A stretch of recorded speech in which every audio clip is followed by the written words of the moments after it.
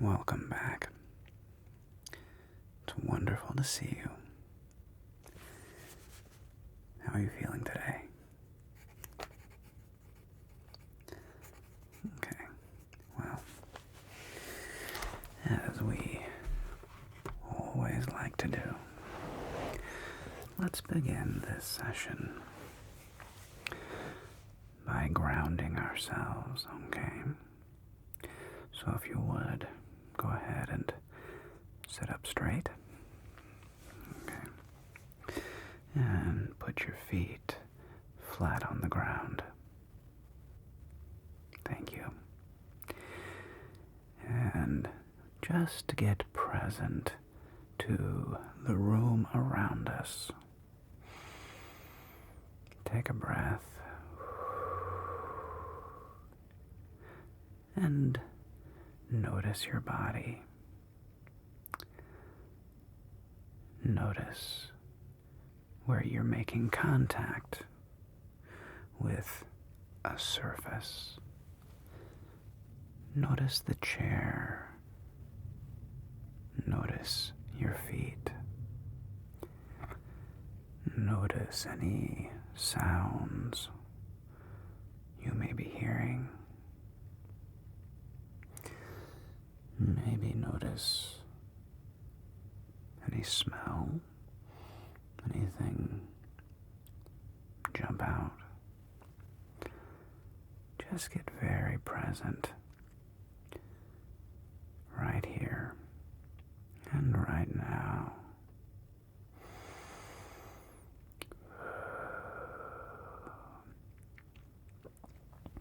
And let's set our intention for this session. I would like to create the possibility that you and I experience connection, honesty, vulnerability. Yes. Such that you experience empowerment, intimacy, and contribution. Okay. So remember here to relax. Notice any tension. Let it go. Relax your shoulders. Relax your face. Relax your face. Relax your chest.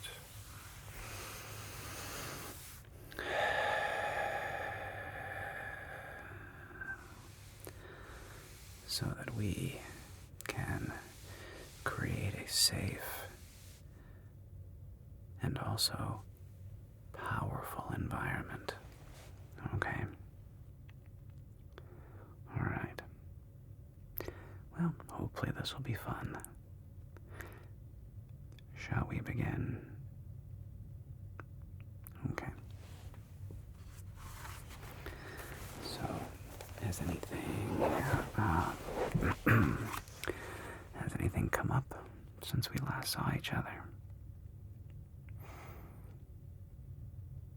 Relationship troubles? Well, that is a story as old as time, isn't it? Yeah. And yes, there always work.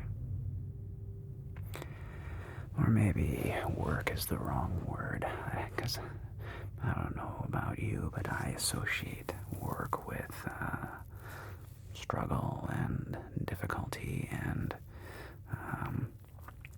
not a lot of fun. Yeah. But I would like to invite you to consider that relationships are more like a project. Yeah, they're like a constant, home renovation, where on the one hand, yeah, there's work involved, and it's satisfying. You get to experience the fruits of your labor, of your effort, right? Certainly in my experience, the more work we put into our relationships, the more rewarding they can be and usually are. So what's going? What's present for you right now in your relationship?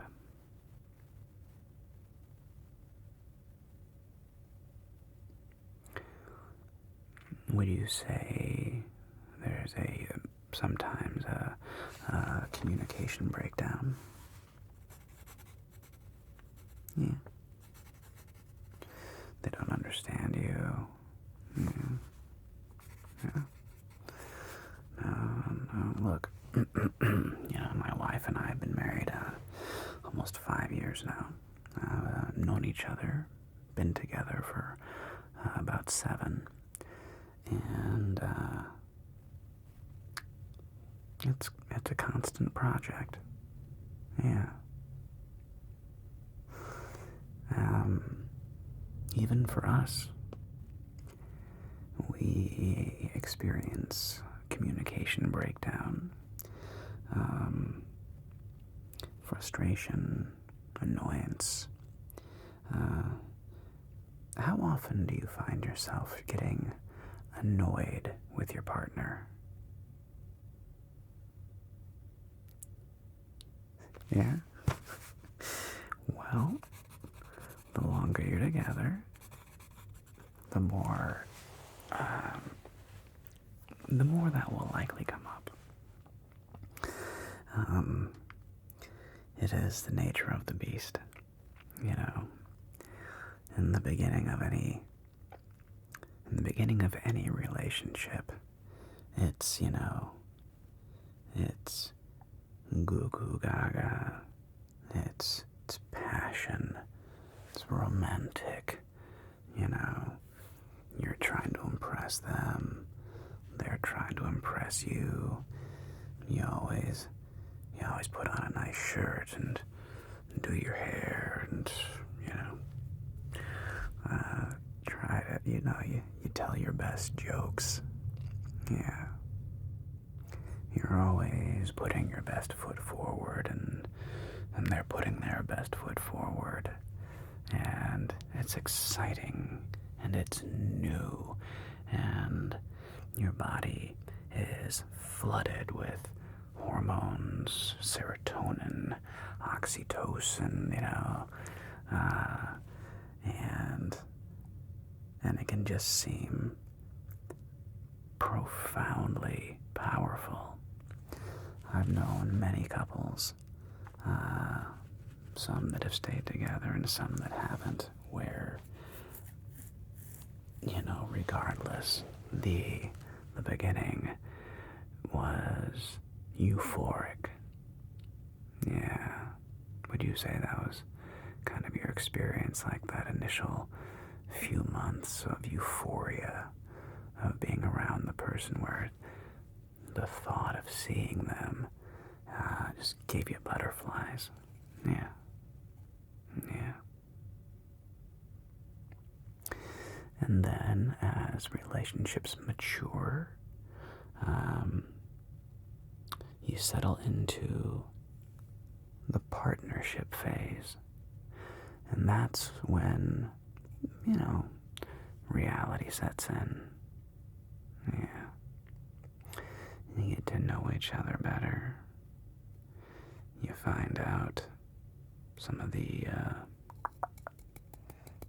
secrets that they may not have divulged at first. What, may I ask you, have there been any, not necessarily shocking, but any revelations in the past few months?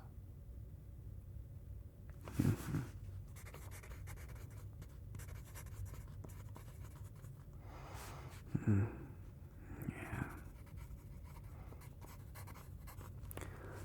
Yeah.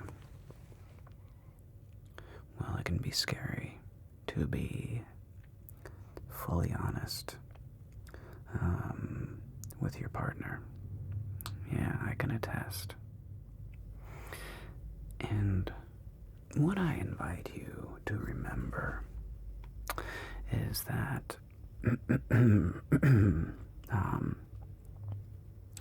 there will always be communication breakdowns. Always. And the bigger the breakdown, the more opportunity we have for breakthrough. You know? I've always been annoyed with, like monks or those who,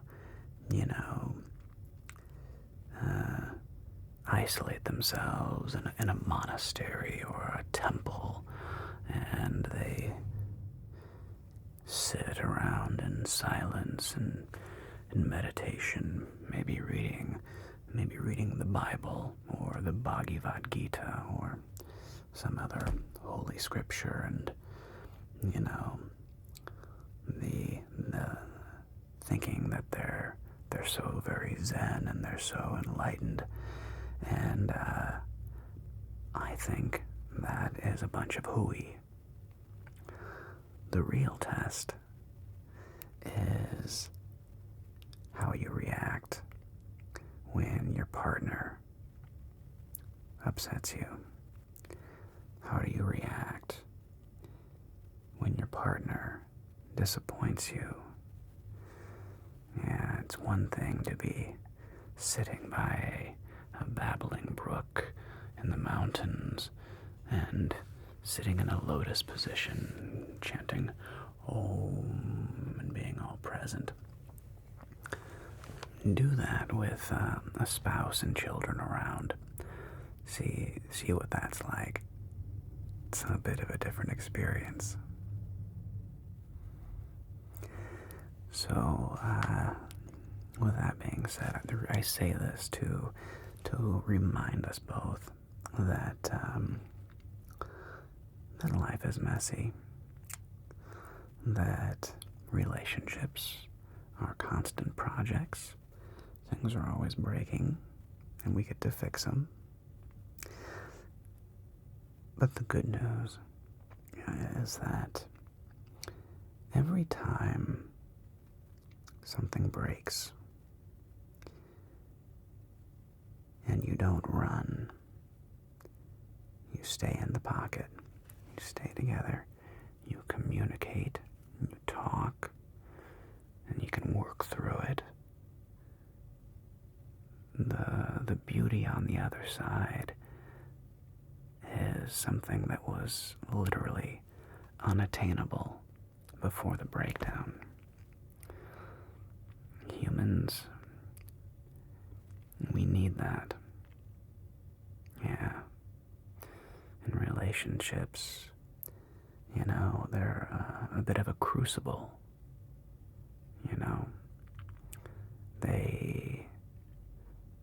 Our partners reflect back on ourselves the things we love the most about ourselves and the things that we dislike the most. And there's just no substitute. As they say, the grass is always greener. And I remember, when I was a young man before I met my wife, I think almost all young men go through this, and perhaps all young women. I don't know. I don't have that experience. Where you're dating somebody and, you suffer from grass is always greener syndrome. And you may be tempted to, leave your the current situation, thinking that everything will be hunky-dory over there, you know? But in reality, of course, if you do this several times, we all eventually come to realize that our problems always just follow us. They never truly go away unless we fully deal with them. Does that make sense? Yeah. Otherwise, you'll just keep taking the same problem from relationship to relationship. And,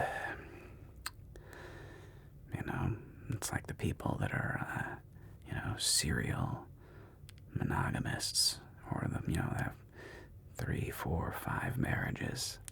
And it's like, okay, 4th marriage. Well, what happened to 1, 2, and 3? And again, there's no judgment. I'm not on your side, and I'm not on your partner's side. I truly just want you to have a rich, fulfilled life, full of love and connection, intimacy, passion, romance. Absolutely. Yeah.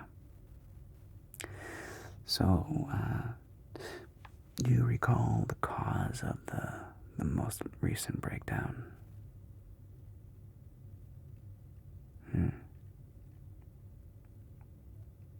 So they said they were going to have that done, and you reminded them, and they didn't get it done. Yeah, it's frustrating. Was there a conversation about it? No, I mean an actual face-to-face conversation. One of the great plagues of the modern miracles of society is texting.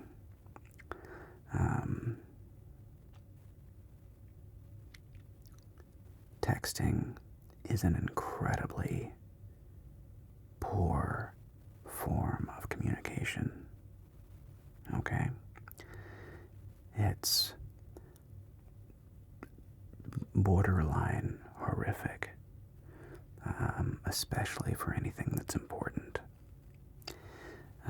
Humans, we did not evolve to communicate through text. We evolved to communicate face to face, where we can see each other's eyes, we can hear each other's tones, we can see and read facial expressions, and we're picking up on all these tiny clues around us. And texting is you lose all that nuance. And humans are full of nuance. So, it's very difficult to convey a tone through a text. So, do not text, especially if you're upset with your partner. Do not text, okay? Will you promise me you won't do that? And if you're angry, do not text. Look at me. I know we've all done it. Look at me. Will you promise me, when you get angry with your partner, I will only allow you to use texting as a way of setting up a time when you can talk and sit down face to face, sober, in a calm environment.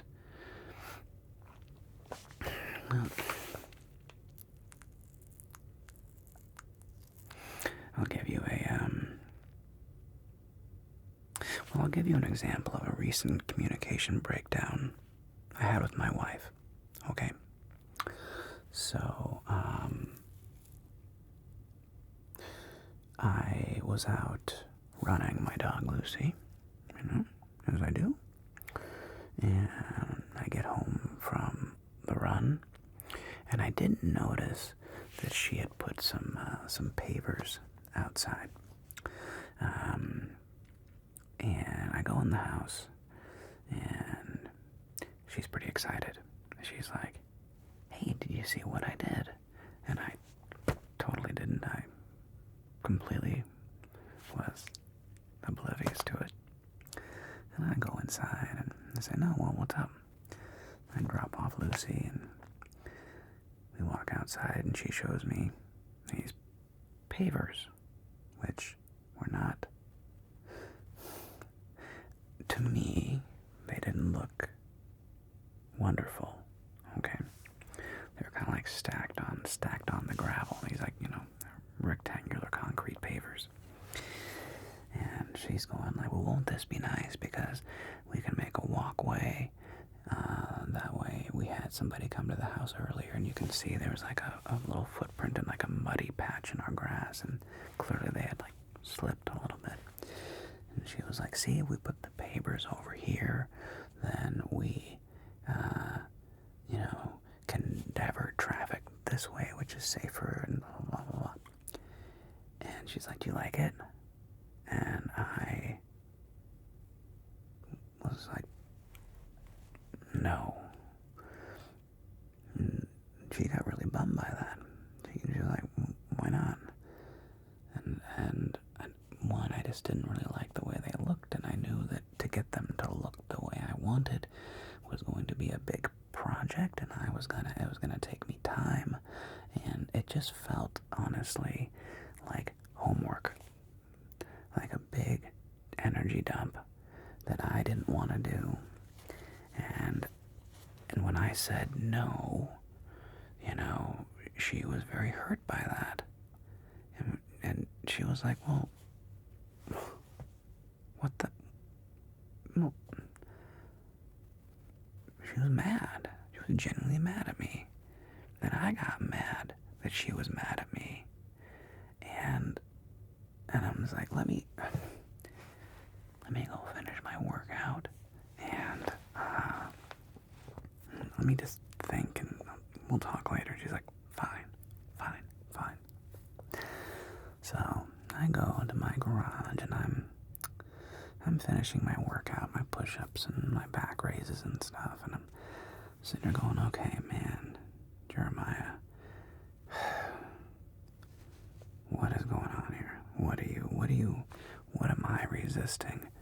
Why is her experience of this so negative?" And I'm just thinking about it, and it's like, okay, well, we need to have a conversation. And she comes out. It's been like 20 minutes. She comes out, and she's like, "Hey," I'm like, "Hey, I've been thinking, I've been mulling this over, and when I got back from my run, I have a bunch of things I want to do today, a bunch of things on my plate, and when you showed me the papers, what I heard was, 'Hey, honey, get this done for me.' What I heard was a project that I didn't want to put on my plate, and it just was kind of overwhelming, and she immediately was like, no, I didn't mean it like that. No, I don't want that. I wanted to know if I would do it. I would do all the work. I just wanted to know if you liked the idea of the pavers. Not that I wanted you to do them." And so all of a sudden this big argument got very diffused because of a miscommunication. And, and I apologized, and she apologized. And, you know, we're able to go on with our day. And, you know, in a alternate universe or reality, you can imagine, you know, instead of me and her just, we got upset at each other, but instead of just calming down, taking a breath and thinking, we reacted at each other. And, you know, if I had reacted with, I just got home and now you're throwing work on me, like, why are you always nagging me? Don't you see I'm busy? Right? I could have done that, and then she would have been mad, and then she would have yelled back at me, and just would have been. But instead, by taking a moment and reflecting, okay, Jeremiah, what's upsetting me? What am I actually reacting to right now? And then calmly sharing, hey honey, when you said X, Y, and Z, I made that mean ABC. And she gets to go, oh no, I didn't mean that. I just meant this. And we can go, oh, okay. Miscommunication. So, you know, what could have been a very long and prolonged fight was diverted. And in the end, both of us were very happy with the other one, and we were able to go on with our days, and with love and connection. So, moving forward, the talk I invite you to have is, okay, honey, what I'm hearing is X, Y, and Z. And what I'm making that mean is,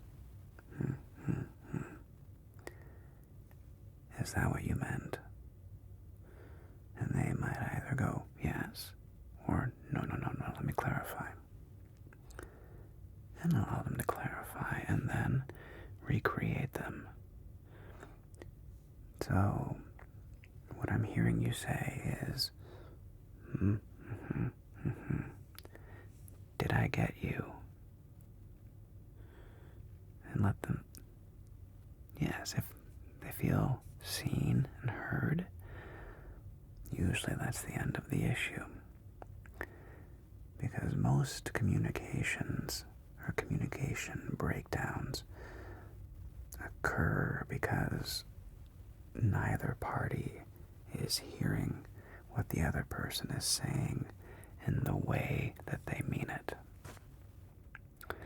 So, I want you to practice recreating your partner.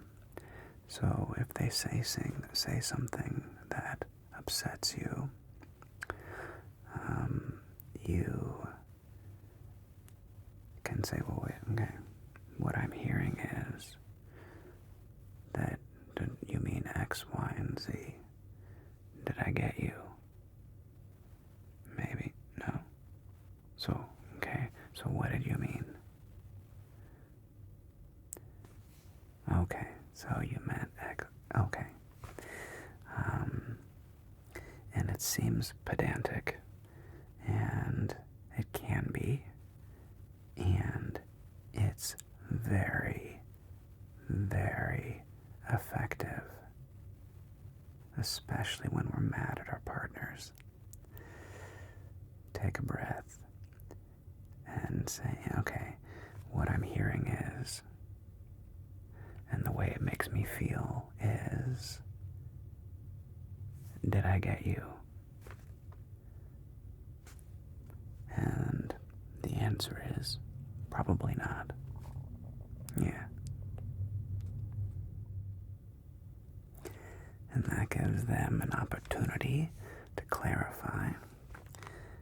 And then hopefully when they clarify, when you respond, they can say, okay, so what I'm hearing, and this is from their side, is that when I said X, Y, and Z, you felt A, B, C. Did I get you?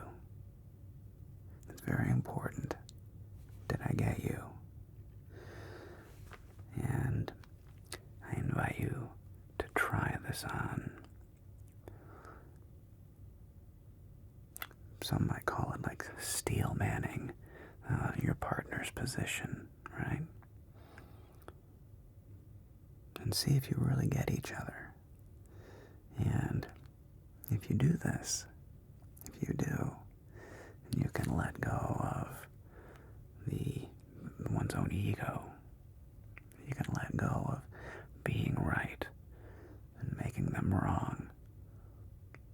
Let go of looking good, making others look bad.